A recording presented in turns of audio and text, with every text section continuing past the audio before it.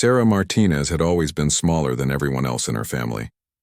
At 24, she stood barely 5 feet 3 inches tall and weighed just 120 pounds. Her older brothers constantly teased her about being the tiny one, who couldn't even reach the top shelf without a stepladder. What they didn't know was that Sarah had spent the last 3 years quietly pushing herself through one of the most demanding training programs the military had to offer. The local gym where Sarah worked as a part-time trainer had become her second home. She arrived every morning at 6, long before most members showed up, to complete her own intense workout routine. The other trainers knew her as the quiet girl who kept to herself, always polite but never sharing much about her background. They assumed she was just another fitness enthusiast trying to stay in shape. Everything changed on a rainy Tuesday evening when 4 men walked into the gym just before closing time. Sarah was alone, finishing her cleanup routine, when she noticed them lingering near the entrance. Something felt wrong immediately. These weren't regular gym members. They moved with purpose, constantly checking the exits and whispering among themselves. The leader of the group was a tall, muscular man with sleeve tattoos and a permanent scowl. He approached Sarah with false confidence, his 3 companions spreading out to block the main exit and emergency door. "Hey there, little lady," he said with a smirk. "We're going to need you to open that safe in the office." Sarah's heart began racing, but her training kicked in automatically. She had learned to control her breathing, to assess threats quickly, and to never show fear even when facing overwhelming odds. These men had clearly been watching the gym, studying its routines, and they knew she would be alone during the closing shift. "I don't have access to the safe," Sarah replied calmly, her voice steady despite the danger. "Only the owner has the combination." The man laughed, a harsh sound that echoed through the empty gym. "Don't lie to us, sweetheart. We've been watching this place for weeks. We know you close up alone every Tuesday and Thursday. We know where the money is kept." Sarah realized these men had done their homework, but they had made one critical mistake. They had underestimated her completely. They saw a small, seemingly helpless young woman who would be easy to intimidate and control. They had no idea what kind of training she had completed or what she was truly capable of when pushed into a corner. The second man, shorter but stockier, moved closer to where Sarah stood behind the front desk. "Look, we don't want to hurt anyone," he said, though his tone suggested otherwise. "Just give us what we want, and we'll be on our way." Sarah's mind was already working through different scenarios and escape routes. The gym's layout was burned into her memory from countless hours of training here. She knew every piece of equipment, every corner, every potential weapon or obstacle. More importantly, she knew these men had just made the mistake of trapping themselves in an enclosed space with someone who had been trained to handle exactly this type of situation. "The safe is on a time lock," Sarah said, buying herself time to think. "It won't open until morning." The leader's expression darkened. "You're lying," he snarled, stepping closer. "We're not leaving here empty-handed." The third man, who had been silent until now, spoke up from his position near the emergency exit. "Maybe we should just grab what we can from the register and get out of here." "No," the leader snapped. "We came here for the weekly deposits, and that's what we're taking. This little girl is going to help us whether she likes it or not." Sarah knew the situation was about to escalate. These men were growing more agitated by the minute, and their body language told her they were preparing to use force. She had 2 choices: submit and hope they would leave her unharmed after getting what they wanted, or use the skills she had spent years developing in secret. The 4th man, who appeared to be the youngest, was becoming increasingly nervous. He kept glancing toward the windows, obviously worried about potential witnesses. "Come on, guys," he said. "This is taking too long. What if someone shows up?" "Nobody's showing up," the leader replied confidently. "The next shift doesn't start until 6 in the morning. We have all night to convince our friend here to cooperate." As the men closed in around her, Sarah made her decision. She had not endured 3 years of the most grueling military training available just to become a victim in her own workplace. These men had chosen the wrong person and the wrong night for their criminal enterprise. Sarah took a deep breath and centered herself, just as she had been taught. Her instructors had drilled into her that size and strength were not the determining factors in combat. Speed, technique, and mental toughness were what separated survivors from victims. She had learned to use her opponent's expectations against them to turn their overconfidence into her greatest advantage. The leader reached across the desk toward her, and Sarah knew the time for talk was over. What these 4 men were about to discover would change everything they thought they knew about who they had cornered in this gym. Sarah Martinez was not just another small woman working a late shift. She was a graduate of one of the most elite military training programs in the world, and she was about to remind these criminals why that training existed in the first place. The moment the leader's hand crossed the desk, Sarah moved with lightning speed that shocked all 4 men. She grabbed his wrist and twisted it in a way that sent him crashing face first into the desk surface. Before he could recover, she had already vaulted over the counter and was positioning herself in the center of the gym floor, where she had more room to maneuver. "What the hell?" the stocky man shouted, rushing toward her with his fists raised. He was clearly expecting an easy fight against someone half his size. Instead, Sarah dropped low and swept his legs out from under him with a move so smooth it looked almost effortless. The man hit the floor hard, the air rushing out of his lungs. The other 2 men stared in disbelief for a moment before snapping into action. This was not going according to their plan at all. The nervous young one pulled out a knife while the man by the emergency exit grabbed a weight plate from the nearby rack, intending to use it as a weapon. Sarah assessed both threats in seconds. The knife was more dangerous but required close contact. The weight plate could cause serious damage if thrown accurately but limited the thrower's mobility.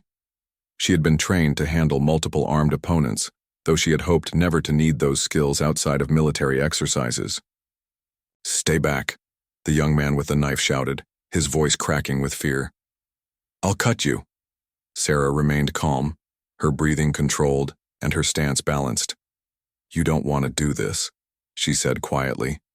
"Put the knife down and leave, now and nobody else gets hurt."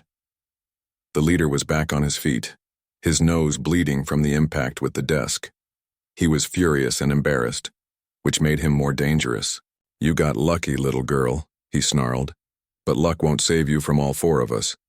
What happened next was a display of combat skills that belonged in an action movie rather than a small-town gym. Sarah had spent months learning to fight in confined spaces, using every available object as either a weapon or shield. The gym equipment became extensions of her training as she moved between the machines with fluid grace. When the man with the weight plate threw it at her head, Sarah ducked and rolled behind a bench press machine. The plate crashed into the mirror behind her, sending shards of glass across the floor. She immediately grabbed a barbell and used it to parry the knife thrust from the young man, then struck him in the solar plexus with the end of the bar. He doubled over, gasping for breath. The stocky man had recovered and charged at her again, this time trying to use his size advantage to tackle her to the ground. Sarah stepped aside at the last moment and used his momentum against him, guiding him headfirst into a stack of weight plates. The clatter of metal filled the air as he collapsed in a heap. The leader was now the only one still standing and fighting effectively, but his confidence was completely shattered. This was not the helpless victim he had expected to intimidate. Sarah moved around the gym like she owned it, using every piece of equipment to her advantage. She grabbed resistance bands from the wall and used them to entangle his legs, causing him to stumble. "Who are you?" he demanded, backing away from her. "What kind of training do you have?" Sarah didn't answer. She was completely focused on ending this confrontation before any of them could regroup or call for backup. The young man with the knife was still on his knees, trying to catch his breath. The stocky man was groaning but not moving much. The 4th man had dropped the remaining weight plates and was looking for another way out. The leader made one final desperate attempt, grabbing a dumbbell and swinging it at Sarah's head. She ducked under the swing and came up with an uppercut that connected solidly with his jaw. The impact lifted him off his feet, and he crashed backward into a rowing machine before sliding to the floor unconscious. The remaining conscious attacker, the one who had been guarding the emergency exit, finally found his voice. "This is impossible," he whispered. "She's just a girl." Sarah turned to face him, not even breathing heavily despite the intense physical confrontation. "I suggest you help your friends and leave." she said calmly. "The police will be here soon." But the man was too shocked to move. He stared at Sarah, as if seeing her for the first time, trying to understand how someone so small could have defeated 3 grown men so easily. The other gym trainers had always underestimated her too, but they had never seen her in action like this. Sarah walked to the phone to call the police, keeping one eye on the 4 men. 3 were barely conscious, and the 4th was clearly too intimidated to try anything else. As she dialed, she realized that her secret was about to become public knowledge. The police would want to know how she had handled 4 armed attackers by herself. Her training had taught her that combat was only part of the equation. The mental preparation was equally important. She had learned to stay calm under extreme pressure, to make split-second decisions that could mean the difference between life and death. Tonight, all of that preparation had paid off in ways she never expected. The 911 operator answered, and Sarah reported the attempted robbery in a steady voice. She looked around at the gym, taking in the scattered equipment and broken mirror. Tomorrow, everyone would know that the quiet part-time trainer was much more than she appeared to be. Her carefully guarded secret about her military background was about to be revealed, and she wasn't sure she was ready for all the questions that would follow. Officer Martinez arrived at the gym within 10 minutes of Sarah's call, followed closely by 2 more patrol cars and an ambulance. The scene that greeted them was unlike anything they had encountered in their small town. 4 men were scattered around the gym floor in various states of consciousness, while a petite young woman sat calmly on a bench, looking completely uninjured and remarkably composed. "Ma'am, are you Sarah Martinez?" Officer Johnson asked, pulling out his notepad. "You're the one who called in the robbery attempt?" Sarah nodded, standing up to shake his hand. "Yes, sir. Those 4 men entered the gym about 30 minutes ago and demanded I open the safe. When I told them I couldn't, they became aggressive. The paramedics were already checking on the attackers. The leader was slowly regaining consciousness but was clearly disoriented. The stocky man was holding his ribs and complaining of difficulty breathing. The young one with the knife was sitting up but still pale and shaky. Only the 4th man was completely alert, though he kept staring at Sarah with a mixture of fear and disbelief. Detective Williams arrived just as the paramedics were loading 2 of the men into the ambulance for evaluation. She was a veteran investigator who had seen her share of violent crimes, but this scene puzzled her immediately. "Miss Martinez," she said, "can you walk me through exactly what happened here?" Sarah took a deep breath. She had rehearsed this conversation in her mind during the 10 minutes she waited for police to arrive. "They cornered me when I was closing up. The leader grabbed my arm, so I defended myself." "And you did all this damage defending yourself?" Detective Williams asked, gesturing around the gym. "These are 4 adult men, and you're 5'3" and 120 pounds, Sarah finished. "I know how it looks." The detective walked around the gym, taking note of the broken mirror, scattered weights, and overturned equipment. "Miss Martinez, I need you to be completely honest with me. Do you have any martial arts training, military background? Anything that would explain how you were able to handle 4 attackers by yourself?" This was the moment Sarah had been dreading. For 3 years, she had kept her military service private. The other gym employees knew her as just another trainer who showed up early and stayed late. Her family knew she had served in the Navy, but they had no idea about the specialized training she had completed. "I served in the military," Sarah said quietly. "I received some combat training." Detective Williams raised an eyebrow. "What kind of combat training?" Sarah hesitated. Once she said it out loud, everything would change. People would look at her differently. They would ask questions she wasn't ready to answer. But lying to the police was not an option, especially when there were 4 witnesses who could testify to what they had experienced. "I completed Navy SEAL training," Sarah said finally. The detective's pen stopped moving across her notepad. "I'm sorry, what did you say?" "Navy SEAL training. I was part of the first group of women allowed to attempt the full program. I graduated 8 months ago." The gym fell silent except for the radio chatter from the police cars outside. Even the conscious attacker stopped complaining about his injuries and stared at Sarah with his mouth open. Officer Johnson looked confused, as if he hadn't heard correctly. "Miss Martinez, Detective Williams said slowly. "Are you telling me you're a Navy SEAL?" "Yes, ma'am. I am." The revelation changed everything about how the police viewed the crime scene. What had seemed impossible suddenly made perfect sense. Navy SEALs were trained to handle exactly this type of situation, often against much worse odds than 4-1. Detective Williams called her supervisor to report the unusual circumstances. Within an hour, Sarah found herself explaining her military service in detail to a room full of investigators who had never encountered anything like this in their jurisdiction. "The training is designed to prepare us for any combat situation," Sarah explained. "We learn to use whatever resources are available, to stay calm under pressure, and to neutralize threats quickly and efficiently." "But you're so small, Officer Rio," Johnson said, still struggling to understand. "How do you overcome the size disadvantage?" Sarah had heard this question countless times during her training. "Size isn't the determining factor in combat," she said. "Speed, technique, and mental preparation are much more important. A smaller person who knows what they're doing can defeat a larger opponent who relies only on strength." The fourth attacker, who was now in handcuffs but still conscious, finally spoke up. "She moved like nothing I've ever seen," he said to the detective. "One second she was behind the desk, and the next second she was throwing us around like we were children. It was like fighting a ghost." Detective Williams turned back to Sarah. "Why didn't you tell anyone about your military background? Most veterans are proud to share their service." Sarah considered her answer carefully. "SEAL training is different," she said. "We're taught to blend in, to avoid attention. I wanted to have a normal life after my service. I didn't want to be known as the female SEAL who worked at the gym." "Well, that secret's out now," the detective said with a slight smile. "This story is going to be all over the news by tomorrow morning."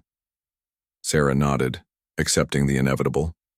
Her quiet life as an anonymous gym trainer was over. Soon, everyone would know her story, and she would have to decide how much of her military experience she was willing to share with the public. The attackers were eventually charged with attempted robbery, assault, and weapons violations. The gym owner arrived to survey the damage and couldn't believe what had happened. The other trainers started arriving for the morning shift and found police tape and broken glass instead of their usual routine. As Sarah finally left the gym that night, she realized her life had changed permanently. She had successfully defended herself and protected the gym. But in doing so, she had revealed a secret she had hoped to keep private.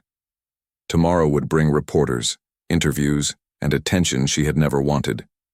But she had also proven something important to herself. Her training was real, her skills were sharp, and she could handle whatever challenges life threw at her. By 7 o'clock the next morning, Sarah's phone had received 43 missed calls and hundreds of text messages. The local news station had somehow gotten hold of the police report, and the story of the Navy SEAL gym trainer was spreading across social media faster than she could have imagined. She sat in her small apartment drinking coffee and watching her life change in real time. Her older brother Marcus called first. "Sarah, what the hell is going on? Mom just saw you on the news. They're saying you're a Navy SEAL. Since when are you a Navy SEAL?" Sarah rubbed her temples, already feeling a headache building. "Since 8 months ago when I graduated from the program." 8 months ago? Sarah, that was when you told us you were finishing basic training. You said you were working in communications. She had lied to her family about her military service, knowing they would worry constantly if they knew the truth about her dangerous training. Her parents were already concerned about their daughter serving in the military at all. Learning that she had attempted the most demanding combat training in the world would have given them sleepless nights. "I couldn't tell you," Sarah said. "The training is classified, and besides, you would have tried to talk me out of it." "Of course we would have tried to talk you out of it. Do you have any idea how dangerous that must have been?" Before Sarah could answer, her doorbell rang. She looked out the window and saw a news van parked across the street with a reporter and cameraman walking up to her building. "Marcus, I have to go. The media is here." She hung up and turned off her phone. The last thing she needed was to deal with reporters when she hadn't even figured out what she wanted to say about the previous night's events. But the knocking on her door was persistent, and she knew they weren't going away. When Sarah finally opened the door, she found herself face to face with Jessica Chen from Channel 7 News. The reporter's eyes widened slightly when she saw Sarah in person, clearly surprised by her small stature. "Miss Martinez, I'm Jessica Chen with Channel 7. Could we have just a few minutes of your time to discuss what happened last night?" "I'm not ready to give interviews," Sarah said politely. "The police investigation is still ongoing." "Just one question," Jessica pressed. "Is it true that you're one of the first women to complete Navy SEAL training?" Sarah paused. She could lie, but the truth was already public record. "Yes, that's true. How does it feel to break such an important barrier for women in the military?" That was the question Sarah had been dreading.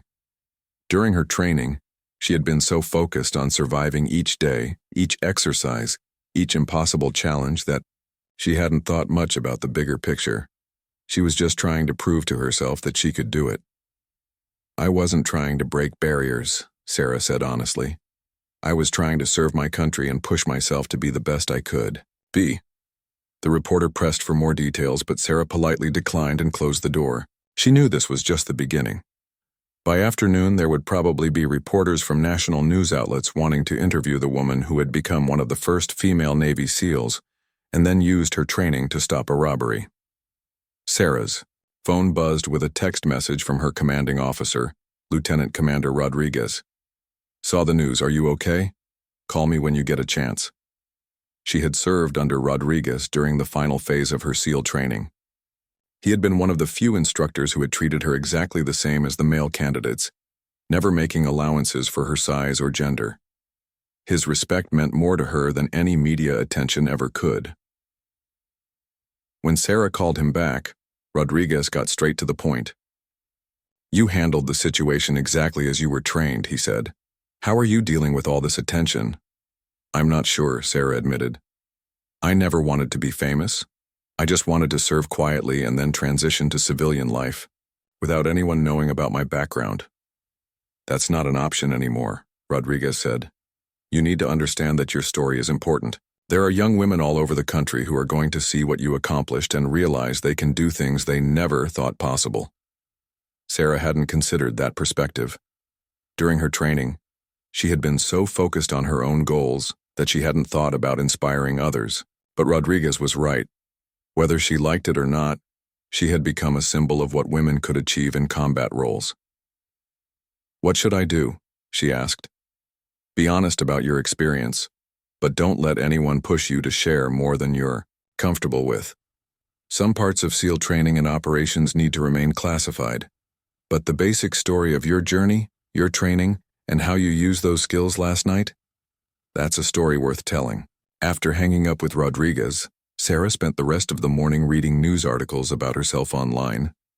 Most were accurate, but some had exaggerated details that made her sound like a superhero rather than a trained soldier who had done her job. One article particularly caught her attention. It was written by a military journalist who had covered women's integration into combat roles.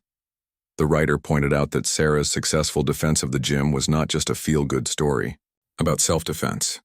It was proof that the military's investment in training female combat soldiers was producing real results.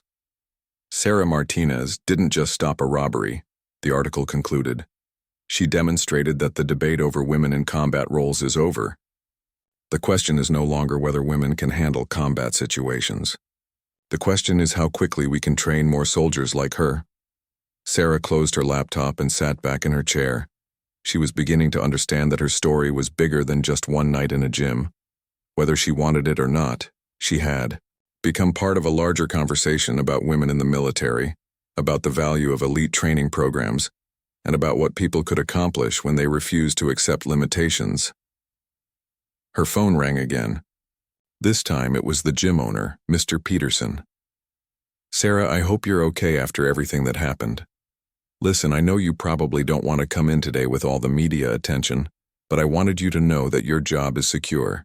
In fact, if you're interested, I'd like to discuss expanding your role here." Sarah smiled for the first time that day.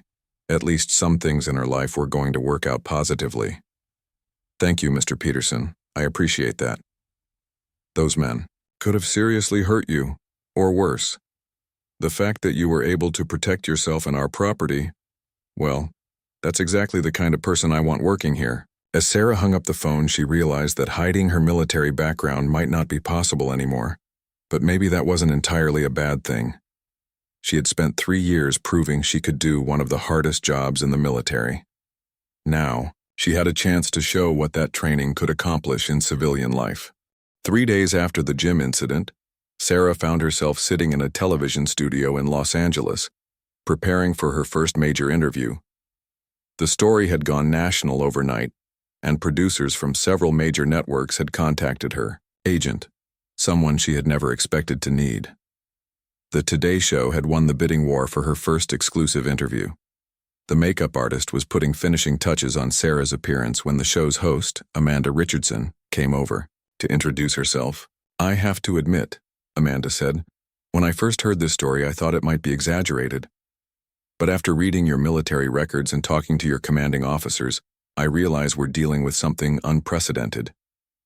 Sarah felt nervous in a way that combat training had never prepared her for. Facing 4 attackers in a gym was straightforward compared to answering questions about her personal life on national television. "I'm not used to this kind of attention," she admitted. "That's part of what makes your story so compelling," Amanda replied. "You're not seeking fame or trying to promote yourself. You're just a person who did something extraordinary when the situation demanded it." When the interview began, Amanda started with the obvious question. "Sarah, take us back to that night in the gym.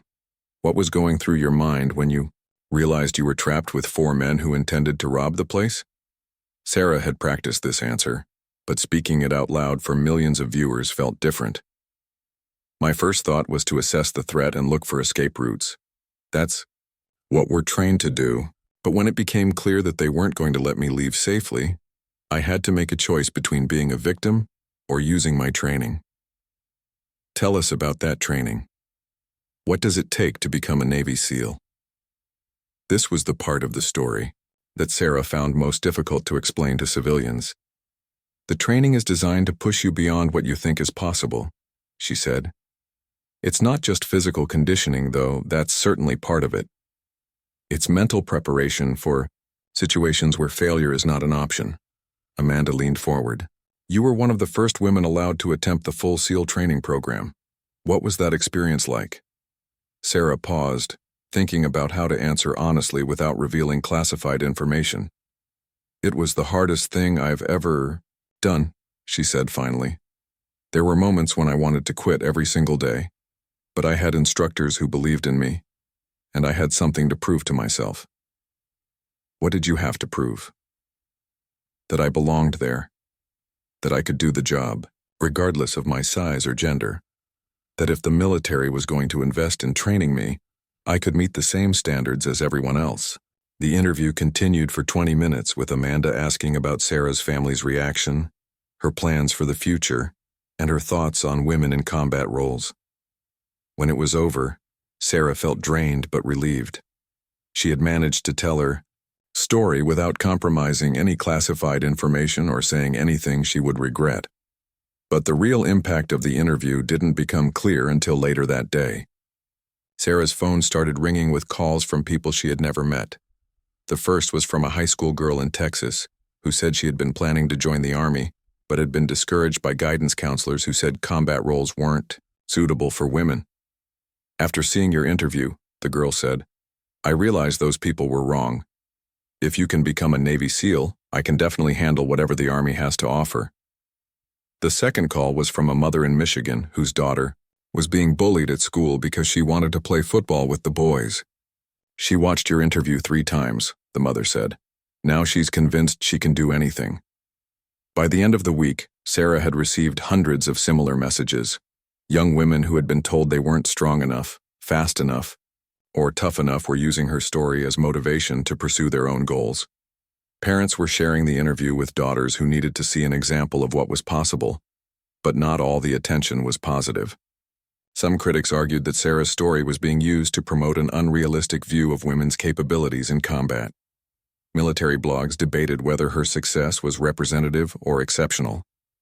A few commentators suggested that the media was exaggerating her achievements for political reasons. Sarah tried to ignore the negative comments, but they bothered her more than she expected. She had never intended to become a spokesperson for women in the military. She had simply wanted to serve her country and challenge herself. Now she found herself at the center of debates about gender roles and military policy. The turning point came when she received a letter from her former training instructor, Master Chief Petty Officer Thompson.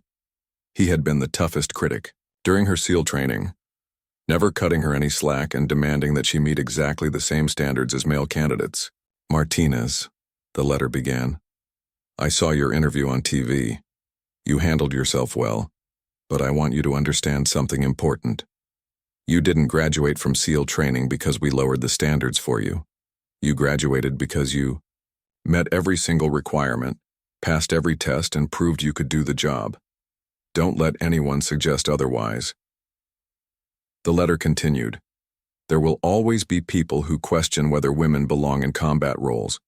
The best answer to those critics is not arguments or statistics, it's performance. You performed when it mattered, both in training and in that gym. That's the only proof that counts." Sarah folded the letter and put it in her wallet. Thompson was right. She had spent too much time worrying about what other people thought and not enough time focusing on what she knew to be true. She had earned her place in the SEALs through hard work and determination.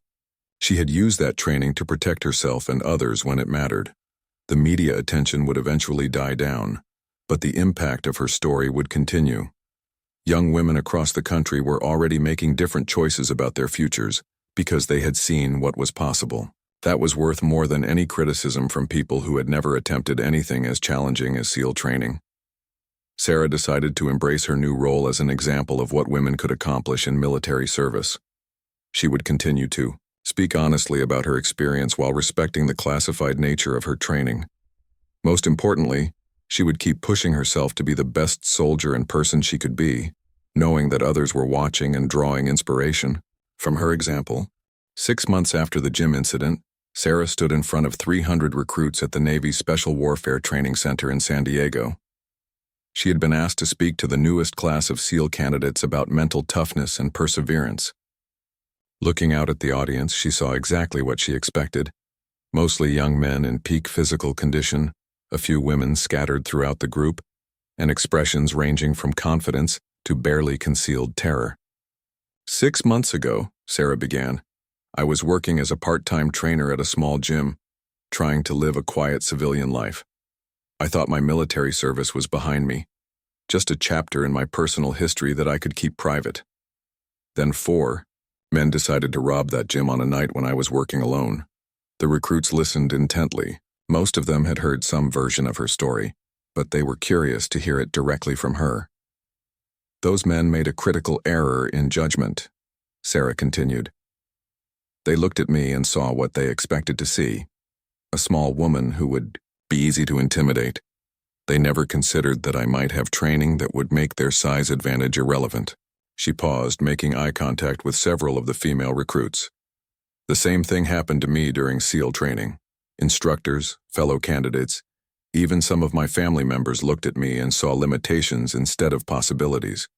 They focused on what I couldn't do instead of what I might be capable of achieving. Sarah walked closer to the audience. The most important lesson I learned during training wasn't about combat techniques or physical conditioning. It was about mental preparation. When you're facing an impossible challenge, your mind will try to convince you to quit long before your body actually fails. One of the male recruits raised his hand. "Ma'am, how do you overcome that mental barrier when you're physically smaller than your opponents?" It was a question Sarah had heard many times in the past 6 months. "You stop thinking about size and start thinking about technique," she replied. In that gym, I wasn't trying to be stronger than 4 men. I was using their expectations against them, staying mobile, and applying the training I had received. Here, she gestured around the training facility. Everything you learn in this program has a purpose. The rope climbing builds grip strength and mental toughness. The long swims teach you to push through discomfort. The weapons training develops muscle memory that works under stress. When I needed those skills in that gym, they were there automatically. Bravery, female recruit in the third row, spoke up. How did you deal with people who said women don't belong in special operations? Sarah smiled.